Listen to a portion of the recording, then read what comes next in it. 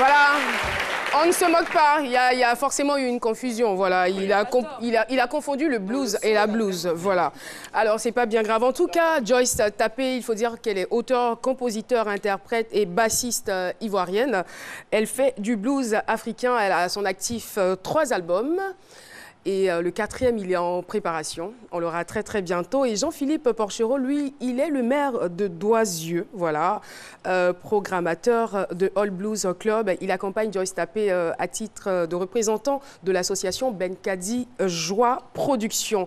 Alors, tout de suite, étant donné que je suis une femme, je vais donc donner la parole d'abord à l'homme.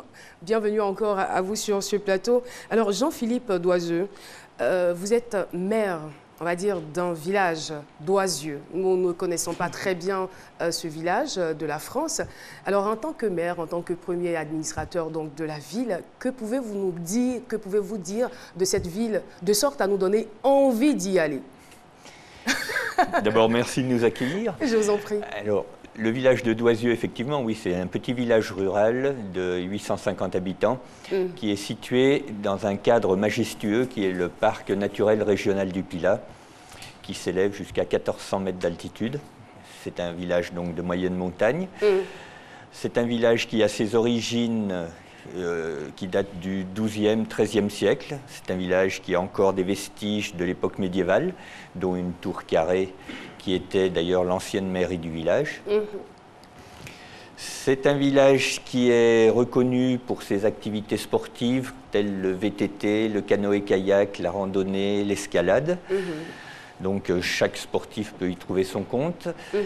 Et il est également reconnu pour sa gastronomie. Ah, ça m'attire. Je vois les yeux de Jessica qui scintillent déjà. Oui, absolument. Est-ce qu'ils sont hospitaliers, les villageois de Doisieux? Oui, les villageois de Doisieux sont très hospitaliers. Bien sûr, il faut faire le premier pas vers eux. D'accord. Ne pas arriver en pays conquis, comme partout d'ailleurs. Et ensuite, ils vous ouvrent grand leur cœur. Alors, les maires musiciens, ça ne court pas les rues. Comment est-ce que votre passion, la passion de la musique est née chez vous? Alors, la passion de la musique est née depuis tout jeune, en fait. Bon, je jouais un peu de musique chez moi quand j'étais enfant. Et puis, mon premier contact avec le blues, c'est lors d'un concert, lorsque j'avais à peu près 17 ans, 16 ans. J'ai rencontré Memphis Slim, le pianiste de blues afro-américain, lors d'une tournée dans ma ville. Et à partir de ce moment-là, j'ai commencé à écouter du blues parallèlement à la musique pop que j'écoutais à l'époque dans les années 70. Alors, je vais m'adresser à présent à Joyce Tapé. Joyce Tapé, qui est née d'un père ivoirien, ancien combattant français, d'une mère griotte. On comprend donc votre détermination et aussi votre passion pour la musique. Dans les années 2000, vous allez en France. Quelles sont les raisons qui vous amènent en France? Est-ce pour la musique ou pour d'autres choses? On veut le savoir. Bonjour et merci de nous inviter. Dans les années 2000, je vais en France parce que je finis les études du coup aux Beaux-Arts et j'avais fait un documentaire sur le cri du cœur du paysan ivoirien sur la culture du cacao. Intéressant. Donc, c'était pour montrer aux consommateurs européens la difficulté qui était liée à la culture du cacao, donc depuis le défrichage jusqu'à l'exportation des fèves, quoi. Et c'était bien parce que il y a pas mal de journaux intéressants en France qui se sont intéressés à ce documentaire de 50 photos. Donc, j'ai dû sillonner quand même à peu près toutes les zones productrices de fèves de cacao en Côte d'Ivoire pour ce documentaire. Voilà. Et après, vous allez abandonner ces activités audiovisuelles? Parce que la photographie, je veux dire, la musique m'a rattrapée par rapport à ma mère qui était griot. Mais moi, je dis griotte parce que c'est une femme. C'est cela. Voilà. Et ça m'a rattrapée. Et puis, j'avais vraiment envie de transmettre les messages. Et vous n'avez vraiment pas eu envie de résister, hein? C'était plus fort que vous? Plus fort que moi, franchement. Parce Cacao, photographie, à côté de la musique qui bouillonne dans le sang. Si, parce que toujours c'est un engagement qui m'a emmené, par exemple, à faire le documentaire sur la culture du cacao. Et j'arrive en France, dans les téléphones portables, il y a des appareils photo. Et puis, j'avais essayé de faire un documentaire sur la culture de la vigne. Donc, pour faire du raisin, le vin, tout ça, à Blaye, au premier côte de Blaye. Je suis venue en Afrique pour faire quelques expos. Et finalement, je pense que dans la musique, l'engagement et le message que j'ai apporté par rapport au peuple, c'était encore plus intéressant que la photographie. Alors, vous décidez... Vous décidez donc de vous professionnaliser dans la musique. Pourquoi l'option du blues? Parce que le blues, c'est ce qu'elle fait ma mère. C'est ce qu'elle faisait, parce qu'elle n'est plus ma mère. Donc c'est ce qu'elle faisait ma mère. Le blues s'assimile donc, on va dire, au chant du griot? Ben, le griot, c'est généralement un musicien, joueur de kora, joueur de balafon, de percussion, ou encore un conteur. Donc, pour moi, je dis toujours, c'est un philosophe, c'est des philosophes qui accompagnent leur peuple durant toute leur existence dans les villages. Donc, il y a tellement de messages poignants dans cette musique, dans cette culture.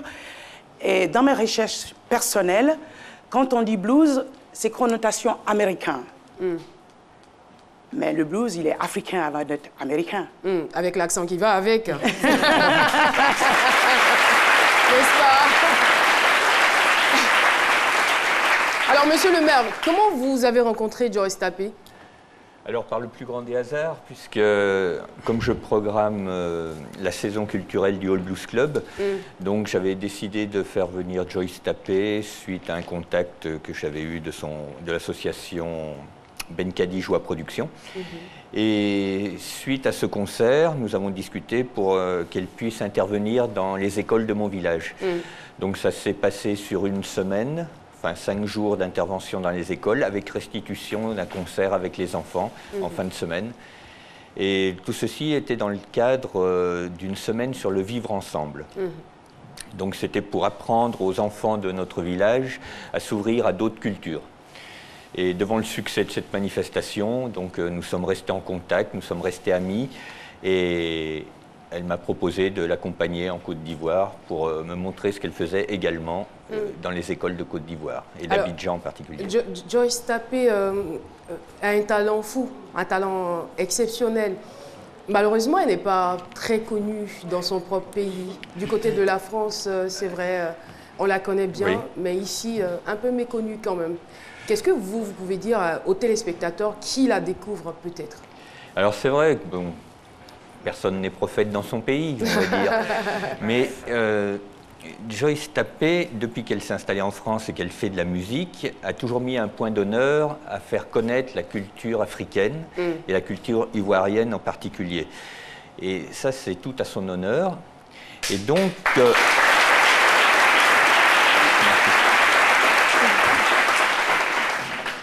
Et à chaque concert où elle apparaît, c'est vrai que c'est un choc culturel, puisque, comme le disait Joyce, on s'attend à écouter du blues afro-américain. Et en fait, elle nous fait découvrir le blues africain, les vraies racines du blues. Et c'est ça l'intérêt de cette musique. Oui. Alors, c'est vrai que le blues, je dirais pas que c'est un style qui est méconnu, mais c'est un style qui s'apparente en général à de la mélancolie. Et aujourd'hui, vous nous dites, oui, en règle générale, vraiment, parce que la base aussi, c'est une musique où les gens expriment leur tristesse, leur déboire. C'est pas une musique qui est très joyeuse, qui donne envie tout de suite de sauter au plafond. Et aujourd'hui, quelque part, vous avez apporté votre touche à vous. Est-ce que la vôtre est beaucoup plus ouverte, c'est-à-dire moins mélancolique, où on peut retrouver un tout petit peu de joie? Parce que la jeunesse aussi, je pense que le problème aussi, c'est que la jeunesse aime tout ce qui est joyeux. Et le blues, en général, vraiment. Et le blues, tu as juste envie de rester voilà, sous ta couverture et de pleurer, quoi. Donc, est-ce que vous arrivez à travers votre musique, justement, à ouvrir un peu cet esprit-là pour que ça ne soit pas trop sad? Oui, donc pour répondre rapidement à cette question, je reviens un peu au griot. Donc, par exemple, quand il y a une naissance, on appelle le griot. Quand il y a des mariages, on appelle le griot. Donc, effectivement, il y a ce côté mélancolique dans la musique blues et la tristesse, hein, parce que encore, il n'y a plus d'esclavage aux États-Unis, mais en Afrique, nos parents, ils travaillent toujours encore dans les champs. Et ils ont besoin de se motiver ou encore pour adoucir un peu la douleur, les difficultés du travail, de chanter, tout ça.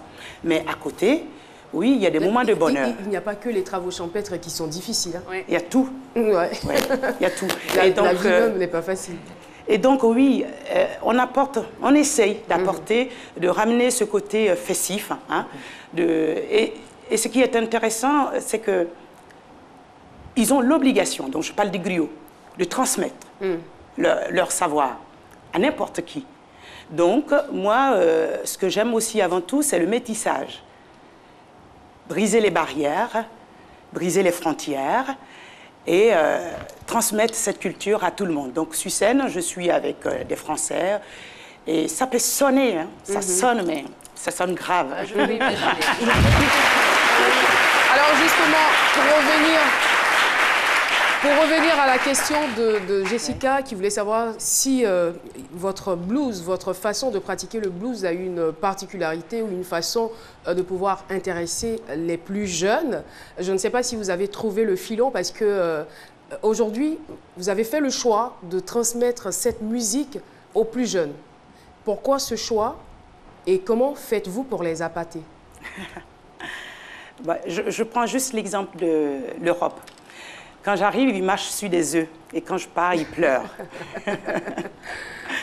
Parce que je viens avec un sac rempli d'affaires.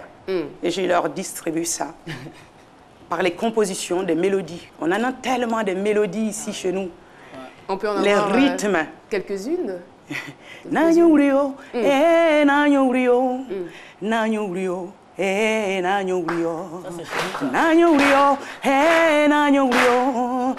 nanyo nanyo nanyo nanyo nanyo la gota nanyo yeah.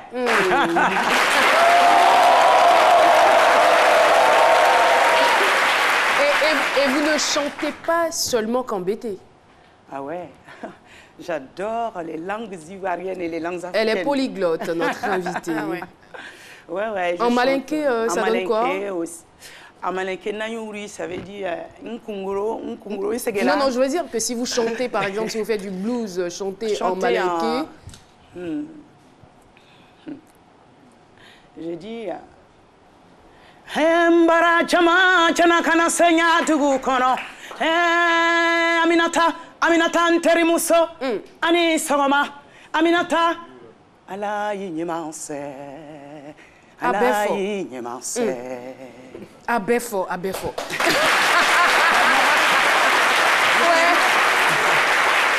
Oui, docteur Philo. Je suis épaté par votre talent, mais je me dis... Mais Philo, est-ce que vous pouvez traduire parce que c'est un peu frustrant. J'avoue. Moi-même là, il y a rien compris. Mais vous parlez bêté ici tout le temps, vous parlez malinké. Non, c'est ce qu'elle a dit à malinké là.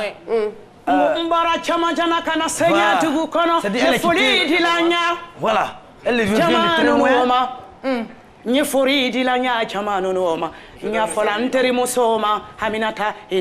lui qui maîtrise la partie là.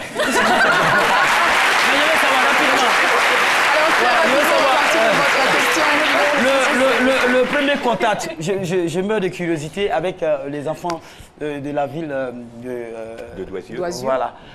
D'oiseau, pardon. Doisieux. Doisieux, pardon. Yeux, pense aux yeux, pense aux yeux. Doisieux. Mon cher, cherchez-moi. Doisieux. Donc je veux savoir, est-ce que le premier contact, ça a été comment? Comment est-ce que ça s'est passé? Parce que vous allez apprendre les béabas d'abord, blues aux enfants. Donc elle a parlé de tristesse et tout ça. Est-ce que vous voulez inculquer ces enfants-là le fait que nous, les Africains, on a eu une histoire triste? Est-ce que vous allez leur enseigner cette tristesse-là encore? Quand j'arrive, je montre un diaporama de mon village. Un diaporama photographique. Donc, quand on est au champ, où les mamans sont en train de piler, ou encore quand on balaie, ou les champs des cacao, des bananiers, tout ça. Donc, ils s'imprègnent avec le documentaire. Et après, ils posent des questions. C'est ce qu'ils ont vu. Qu'est-ce qu'on mange en Côte d'Ivoire, par exemple? Donc, je leur parle de la loco, du banane plantain. Je leur parle Le foutou du banane. foutou banane. Et après, oui, pour parler de la tristesse, tout ça, ou même de la différence, tout simplement. Parce que quand j'arrive, et c'est tous les niveaux. Les plus petits, ils disent « Ah, elle est noire ». Pas si noir que ça, quand même. Si. Merci beaucoup, Joyce Tappé. Eh bien, nous allons poursuivre cet échange avec vous, mais nous avons quelques exigences au niveau de la pub. On se retrouve.